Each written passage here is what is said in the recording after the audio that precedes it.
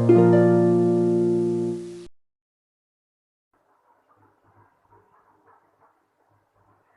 Morning all of you. Let us start our today's class of economics. पिछले class में हमने central problems का पूरा टॉपिक खत्म कर दिया था, उसके सॉल्यूशंस भी खत्म कर दिए थे। ठीक है, आज हमको एक नया टॉपिक शुरू करना है जिसका नाम है प्रोडक्शन पॉसिबिलिटी कर्व। अगर हिंदी में बोला जाए तो इसका नाम है उत्पादन संभावना वक्र। आज हम पढ़ेंगे कि ये होता क्या है, इसके डायग्राम्स देखेंगे कि कौन कौन से इसके डायग्राम होते हैं। ठीक है, और टेबल देखेंगे कि इसकी कौन सी टेबल होती है और कौन सा इसका डायग्राम बनता है।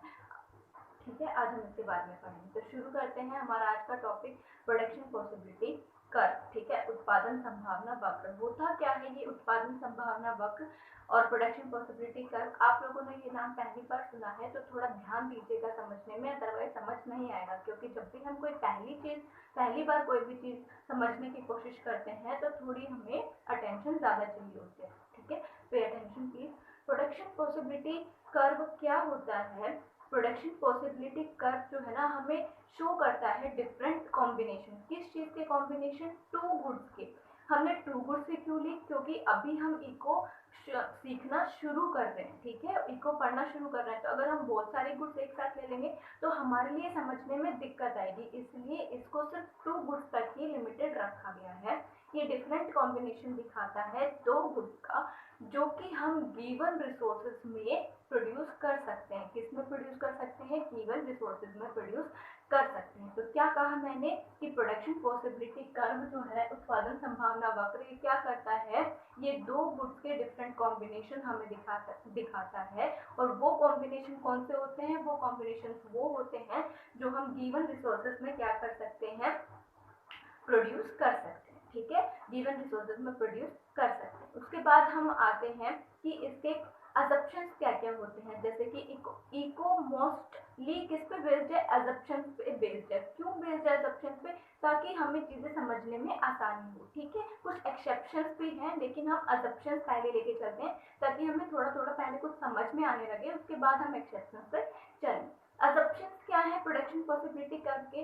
अजप्शंस ये है हमारे पास। पहला अजप्शन कि जो भी टेक्निक यूज हो रही है उसको हम कैसे रखेंगे? कांस्टेंट। लेकिन नॉर्मल लाइफ में हम क्या देखते हैं कि टेक्निक रेगुलरली चेंज होती है, लेकिन क्योंकि हमें सिर्फ अभी चीजें समझनी है, इसलिए हम इसका पहला अजप्शन क्या रखेंगे? पहली जो मान्यता है वो क्या रखेंगे कि जो टेक्निक चल रही है वो कांस्टेंट है, वो चेंज नहीं हो रही। ठीक है, सेकंड जो हमारा पॉइंट है अजप्शन का, वो कौन सा पॉइंट है? सेकंड पॉइंट हमारा ये है कि जो भी रिसोर्सेज हमें दिए हुए हैं वो कैसे यूज हो रहे हैं? वो इफेक्टिवली और एफिशिएंटली यूज हो रहे हैं। मतलब हम उनका पूरा यूज कर रहे हैं, आधा अधूरा यूज नहीं कर रहे। तो हमने दो अजप्शन पढ़े, कौन कौन से? पहला अजप्शन था जो टेक्निक है वो कांस्टेंट रहेगी। सेकंड जो अजप्शन है वो कौन सा अजप्शन है? कि जो भी हम रिसोर्सेज यूज कर रहे हैं उनको कैसे यूज करेंगे? एफिशिएंटली यूज करेंगे। ठीक है, तो हम डेफिनेशन देख लेते हैं प्रोडक्शन पॉसिबिलिटी कर्व की। इसको शॉर्ट फॉर्म में पीपीसी भी बोला जाता है। ठीक है, production possibility curve. It shows different combination of two goods which can be produced in the given resources। ये डेफिनेशन मैंने लिख दी है यहाँ पे, वही डेफिनेशन है जो मैंने आप लोगों को समझाई थी। It shows different combination of two goods which can be produced in the given resources. दो गुड्स के डिफरेंट कॉम्बिनेशन को दिखाता है जो भी गिवन रिसोर्सेज के अंदर क्या की जा सकती हैं? प्रोड्यूस की जा सकती हैं। ठीक है, आप लोग वीडियो पॉज करके इसको नोट कर सकते हैं। मैं आगे चलती हूँ।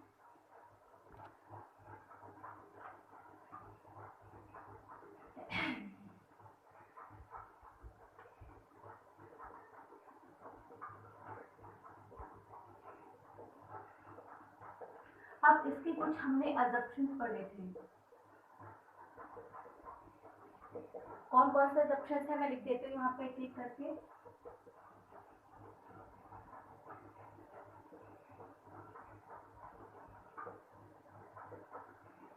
टेक्नोलॉजी है वो हमारी कैसे रहेगी? कांस्टेंट रहेगी। जो भी तकनीक है वो कैसे रहेगी? एक समान रहेगी। उसके बाद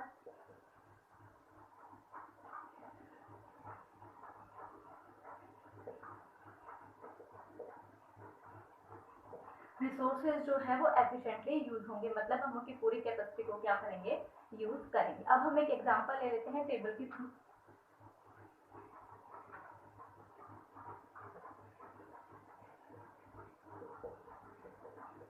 मान लेते हैं ये वीट है, ये राइस है, हमें एक ही लैंड पे या तो वीट उगानी है या फिर राइस उगानी है, ठीक है। तो हम मान लेते हैं कि अगर उस लैंड पे हम पूरा क्या उगा रहे हैं, वीट उगा रहे हैं, 100% वीट उगा रहे हैं, तो राइस कितना, 0% उगा रहे हैं, ठीक है। उसके बाद हम इसकी अमाउंट कम करते जाते हैं और इसकी अमाउंट बढ़ाते जाते हैं, मतलब एक ही लैंड के 90% पे क्या उगा रहे हैं, वीट उगा रहे हैं, और या उस पे मतलब प्रोडक्शन 90% हो रहा है वीट का और राइस का 10%, दो हिस्से में बांट दिया, जिसमें से कुछ पे हम राइस प्रोड्यूस कर रहे हैं और कुछ पे वीट प्रोड्यूस कर रहे हैं। उसके बाद नेक्स्ट अमाउंट हमारी बढ़ जाएगी, ऐसे हमारी जो अमाउंट है वो एक की घटती जाएगी, दूसरे की बढ़ती जाएगी, क्योंकि हमने रिसोर्सेज एक लिया है तो हम दोनों गुड्स को एक साथ नहीं बढ़ा सकते, एक घटेगा तभी दूसरा बढ़ेगा, ठीक है। ये याद रखना, एक घटेगा तभी दूसरा क्या होगा, बढ़ेगा, क्योंकि हमारे पास रिसोर्सेज कैसा है, एक ही है। अब ये एक लैंड है हमारे पास, मान लेते हैं लैंड का पार्ट है, इतना पार्ट हमने वीट को दे रखा है और इतना राइस को दे रखा है, ठीक है। अगर हम वीट को आधा पार्ट देना चाहें तो हमें ये वाला पार्ट कम करना पड़ेगा ना, तभी इस पे जाएगा। तो इसीलिए जब एक का प्रोडक्शन बढ़ेगा तो दूसरे का क्या होगा, कम होगा। ये आपकी एक टेबल है जो पीपीसी को रिप्रेजेंट करती है, ठीक है। इसके बेसिस पे हम एक डायग्राम देख लेते हैं। पीपीसी का जो डायग्राम है वो कुछ इस तरीके से बनेगा। क्योंकि हमारा राइस बढ़ रहा था तो इसलिए राइस इधर लिखेंगे और वीट इधर लिखेंगे, ठीक है, क्योंकि राइस हमारे पास रेगुलरली क्या कर रहा है, इंक्रीज करेगा। ये हमारी पीपीसी का डायग्राम है। अब इस डायग्राम को हम नेक्स्ट जो भी हमारी वीडियो आएगी उसमें एक्सप्लेन करेंगे, ठीक है। Okay, thank you.